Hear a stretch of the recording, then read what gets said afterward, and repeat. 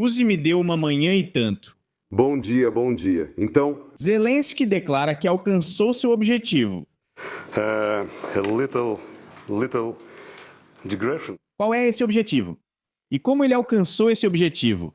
Vamos ver, mas antes vou mostrar um vídeo onde os funcionários do TCK são expulsos de um canteiro de obras. É uma cena bastante interessante, com muitos gritos, desculpe pelo som, muita correria e, claro, no canteiro de obras, quem está lá? Os trabalhadores. Com o quê? Com ferramentas de construção. Resumindo, os funcionários do TCK chegaram na hora errada, no lugar errado e tiveram que sair. Para eles é um pouco difícil lidar com os caras cujo trabalho é construção civil. Enfim, aqui de novo tem muita violência. Vou repetir, o YouTube não permite mostrar tudo isso. Eu mostrei quadro a quadro, mas vocês podem assistir o vídeo completo no meu, onde está? No meu canalzinho do Telegram, é só acessar. Agora eu vou mostrar com a mão primeiro, apontando a câmera do celular ou tablet para esse QR Code aqui. Ou, se você estiver me assistindo pelo tablet ou celular, aqui na descrição do vídeo vai ter um link para o canal do Telegram. Vamos dar uma olhada no que Zelensky declarou. Ele disse que conseguiu o resultado que precisava. Digression. Ele fala sobre sua carta para Putin. Acho que já lembrei dela 3 vezes. É um documento de 3 páginas. Quase todo parágrafo é uma grosseria. Ele chama Putin de velho, de incompetente, e lá contam várias coisas para ele que, em princípio, são impossíveis na correspondência diplomática. E, no geral, por mais que você não goste do seu oponente do campo oposto, antes tudo isso era resolvido novamente por meios diplomáticos. Um bom exemplo são as inúmeras guerras e os instrumentos diplomáticos que permitiam detê-las. Aqui estamos falando de uma diplomacia negativa, digamos assim, e a pessoa simplesmente escreveu tudo o que pensava, tudo o que achava engraçado. Se é KVN ou não, cabe a você julgar, mas eu já falei sobre a carta. Agora sobre o propósito de escrever essa carta. Já falei 2 vídeos atrás que muito provavelmente Zelensky estava simplesmente tentando garantir que não haveria paz. Bem, na verdade foi exatamente isso que aconteceu, porque ele mesmo declarou que conseguiu o resultado que precisava. Que resultado ele conseguiu? O fato de que Putin se recusou a conversar com ele e disse que a guerra vai continuar, os objetivos desse próprio conflito, dessa guerra, serão alcançados, sejam eles quais forem, eles mesmos já estão todos confusos em seus depoimentos. O próprio Zelensky se recusou a contar qual exatamente foi o resultado que ele obteve, mas acrescentou que, com essa carta, queria mostrar aos aliados da Ucrânia quem está pronto para dar paz e quem não está. Ele mostrou, é claro, o contrário, que ninguém está pronto para a paz. Nem a Ucrânia, nem a Rússia, nem esses mesmos aliados. Ninguém precisa de paz. O que importa em primeiro lugar é o dinheiro e manter o que já se conquistou até agora. Ninguém quer agora entregar as rédeas do poder nas mãos de outros, seja falando do chamado instituição da presidência e... Bem, ninguém pretende entregar seu cargo para algum outro homem ou mulher, que também vai dizer que é um líder forte e vai começar a governar, não é? Todos querem governar do jeito deles. Já se acostumaram, e para Zelensky, todas as cartas estão com ele. Já começou o 8º ano desse governo, durante o qual, como ele dizia, não há caos, não há culpa, e o dólar a 40, 45, que anteontem mesmo subiu, também não existe. O que Zelensky conseguiu, no geral, está claro. E aqui estão os resultados. Em Zaporíjia, em Odessa, em Kiev há feridos, casas destruídas, instalações industriais destruídas, e houve muitos ataques. Então, às 2 horas da manhã, Volnyansk foi atacada na região de Zaporíjia.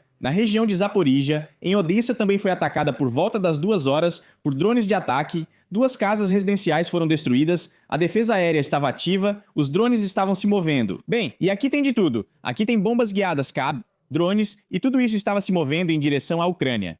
A Ucrânia também realizou uma ação de resposta e atacou a Rússia. Foram 250 drones e, além de tudo isso, ainda teve o Zelensky. Ontem ele começou a ameaçar, dizendo que vai enviar mísseis balísticos para a Rússia, que supostamente eles já estão quase prontos, então provavelmente eles já vão ser enviados. Lá disseram que os testes de voo ainda vão acontecer e que concluir esses mísseis balísticos levará cerca de 1 mês. Não sei se isso é verdade. Podem comprar em outro lugar e enviar com a própria marca ou realmente produzir algo. Mas essas são as ameaças existentes. Grandes feitos, grandes feitos. E o mais interessante aqui é que muitas publicações europeias e até americanas começaram a escrever sobre uma virada na guerra. Dizem que agora a Ucrânia vai avançar. Lá a fronteira está coberta de fumaça por toda a largura, vamos morder o inimigo com os dentes e vamos dividir tudo o que puder ser dividido e depois ainda vamos dividir isso também e venceremos com todas as forças disponíveis. E aí de repente apareceu o Kuleba. Esse é aquele que basicamente também pertence ao grupo dos Falcões. Ele, em seu tempo, declarou que a Ucrânia venceria com a ajuda dessas próprias pás de sapador, cabos de pá. E depois, quando ele foi demitido, decidiu que era melhor, em vez de perder tempo, fazer propaganda de alguns restaurantes, desculpe, da Baba Parasca. Ele ia lá, comia e dizia ser um restaurador legal, apaixonado pela Ucrânia. Depois foi generosamente aceito de volta ao círculo do Zelensky.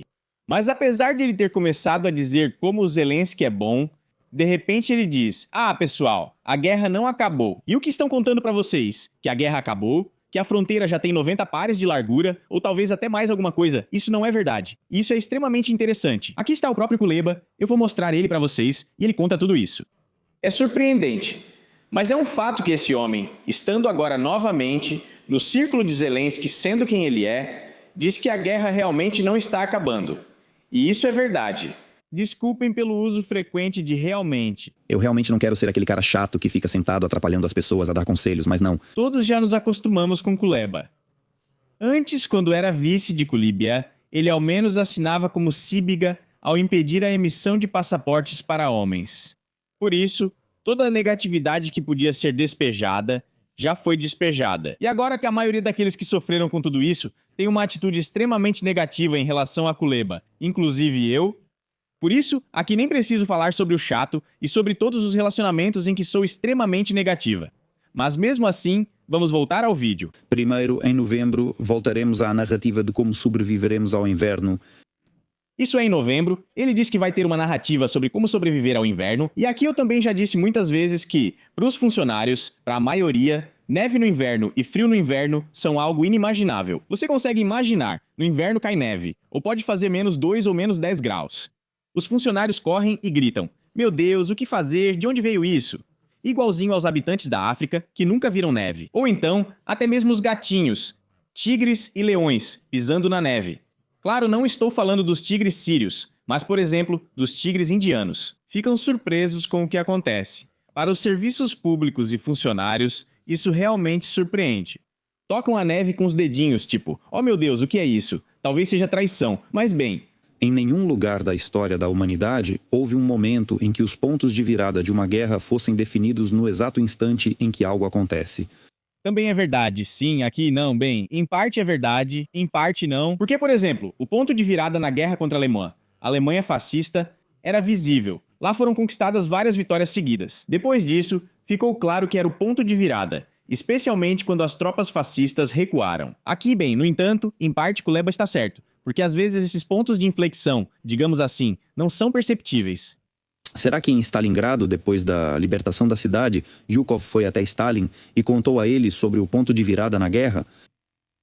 Ou Manstein? Sim, já estava claro que era o ponto de virada da guerra. Mas aí já não precisa ser um gênio para entender que se você já libertou Stalingrado do ponto de vista da OS, a guerra já estava praticamente ganha. Mas ainda faltavam alguns anos para terminar, e agora sim, acabou. Depois ligou para Hitler e disse: "Camarada Hitler, as eleições acontecerão quando a virada terminar." Подзвонив Гітлеру і сказав: "Товариш Гітлер, вибачте, стався поворотний момент." Não, essa lógica não é forte. Não, a Ucrânia mudou de lado e agora vai até o Kremlin. Isso é fantasia. Então isso aqui, é melhor ouvir isso. Ou seja, ele está dizendo que todas essas declarações desses líderes amigos, desses blogueiros, desses pró-escritório, presidenciais, que recebem dinheiro, pouco, bolsas e tudo mais, que ficam dizendo que agora, assim que a gente pegar firme, Turup, Sakhalina, Vladivostok, tudo vai ser nosso e depois ainda vamos chegar até o Oceano Índico, e aí surge de novo a objeção lógica.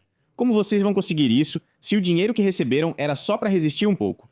Mas para um ataque isso não serve. Lá são necessários recursos muito mais amplos e, naturalmente, estou falando tanto de dinheiro quanto de armamentos. Além disso, é preciso muita gente que esses mesmos líderes aliados também chamam de recurso.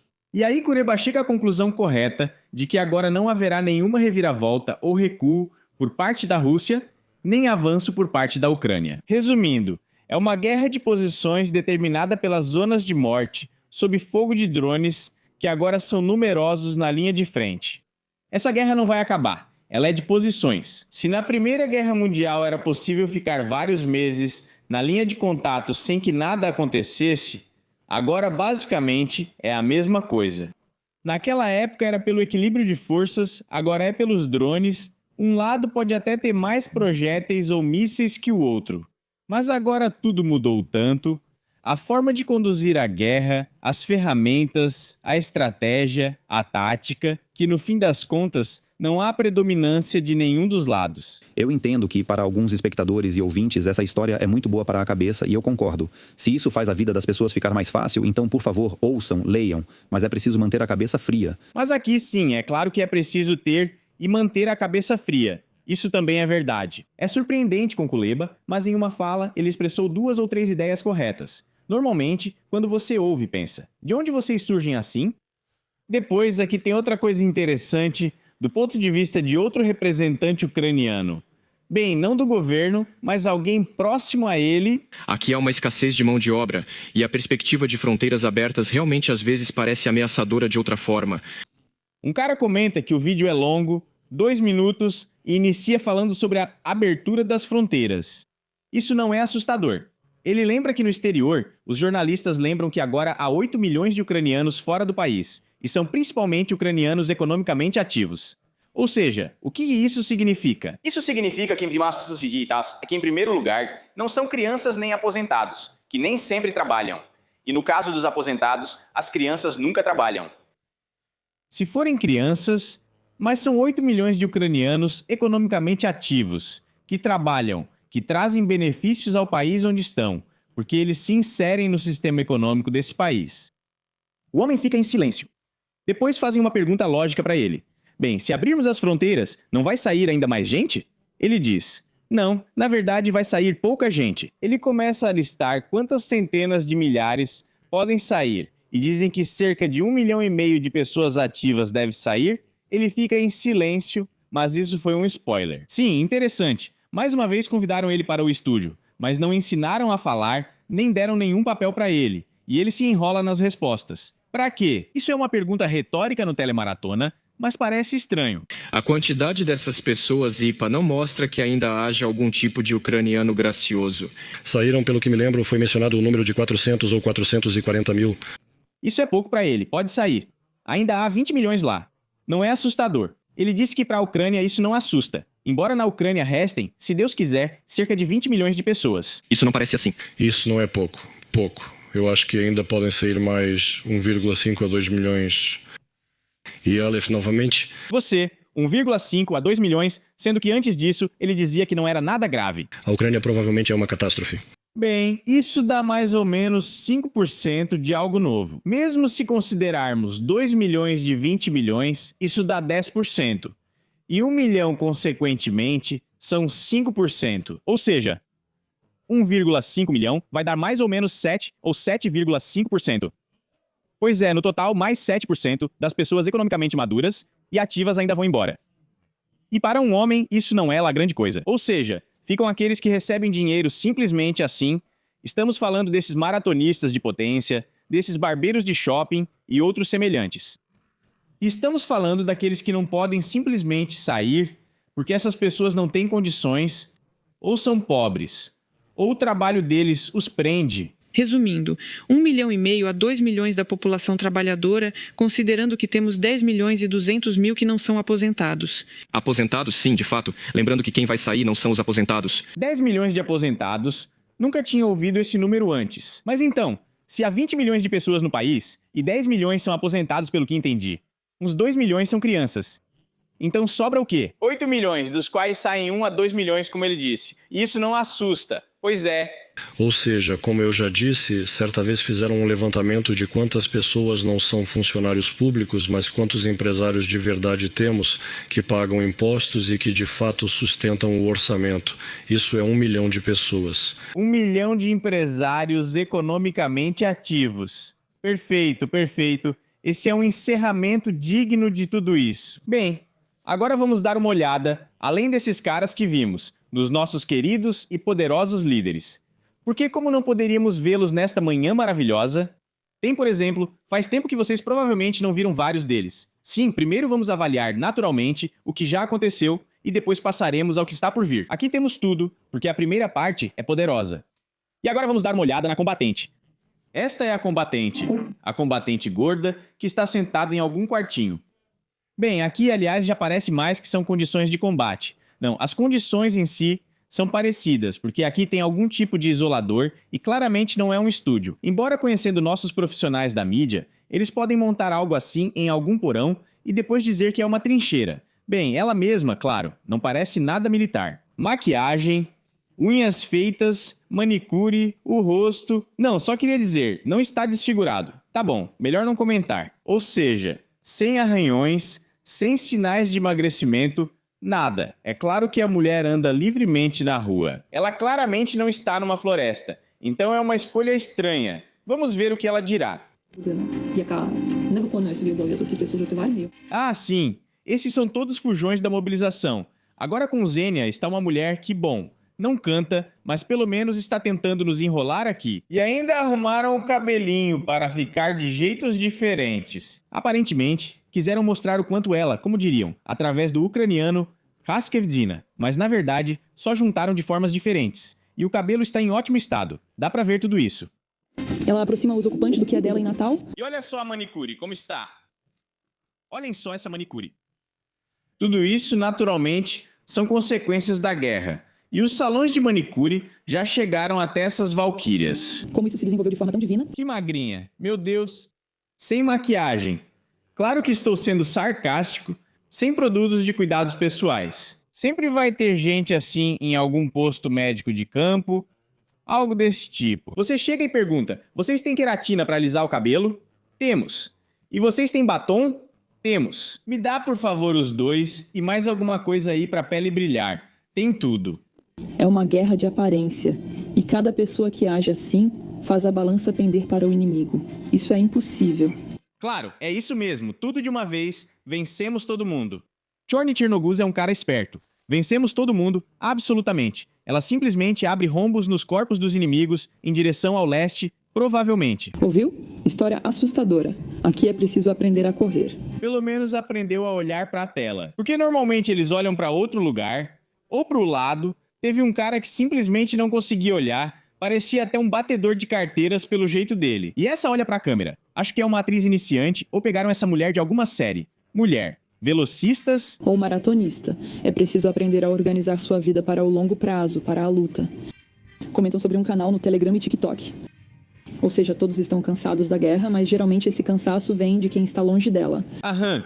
Então, quer dizer, os soldados e oficiais na verdade não se cansam da guerra. E aqui a gente vê imediatamente, de fato, uma atriz que foi chamada, disseram, olha, aqui está o texto, decore e leia isso de forma emocional. Ela conseguiu fazer isso. Nada mal, pelo menos ela não se confundiu, nem esqueceu o texto tanto quanto outros artistas. Mas essa parte sobre o fato de que na guerra ninguém se cansa, isso é muito interessante. Próximo. Aqui temos algumas figuras falando sobre a Rússia. Isso também é tipo um cara do SBU. Lembram? O vovô que era ex-chefe do SBU, agora ele está falando sobre várias coisas. Aham. Ele fala que faltam 1,5 milhão de trabalhadores na Rússia, enquanto na Ucrânia a economia prospera e já há trabalhadores suficientes. Não precisa mandar de volta os bengaleses, aqueles que são convidados para a Ucrânia. E continuar prosperando. Já hoje, eles têm uma falta de cerca de 1,5 milhão de trabalhadores. Menos 1,5 milhão de pessoas, especificamente força de trabalho. Não estou falando de pessoas em geral, só trabalhadores. Eles não têm trabalhadores suficientes nas empresas de qualquer forma de propriedade. E eles temiam que se tirassem mais 200 ou 300 mil a economia russa, simplesmente poderia ir por água abaixo. Sim, ir por água abaixo é uma boa expressão. Mas se levarmos em conta quantas pessoas há na Rússia, quantas pessoas há agora na Ucrânia, e os exércitos são mais ou menos iguais, então se começarmos a analisar novamente, de acordo com estimativas preliminares. O cara anterior disse que 10 milhões saíram do país, mais 2 milhões devem sair e ainda há outros servindo no exército, na linha de frente. Não me refiro aos barbeiros, que nunca foram relevantes para a economia. Falo dos verdadeiros soldados e oficiais, cujo número é quase igual ou até maior que o da Rússia. E aí surge a pergunta: então, tio, na Ucrânia tem mão de obra suficiente ou o quê? Talvez seja melhor primeiro pensar no que está errado no seu próprio país, sugerir alguns métodos para resolver o problema. Não estou falando de métodos militares, mas pelo menos sociais e econômicos. E só depois, quando você alcançar sucesso, quando sua economia decolar, aí sim zombar de outros países. Nesse caso, tudo bem. Se você quiser zombar, mas quando a sua própria vaca está morrendo e você fica olhando que o gramado do vizinho secou do outro lado, isso é meio estranho. Vamos lá, o que mais? Acho que já tivemos líderes poderosos suficientes, vimos muitos hoje. Escrevam nos comentários se vocês querem ver mais ou menos deles e, claro, deixem também sua opinião sobre a situação atual. Seria muito interessante ver e depois em algum episódio eu também vou falar sobre isso. Então é isso. Até mais. Tchau! A Ucrânia é agora o centro de influência e agora será necessário coordenar muitas questões não em Bruxelas, Paris ou Berlim, mas com a Ucrânia. Por isso, tudo bem, o dinheiro existe, chamem como quiserem.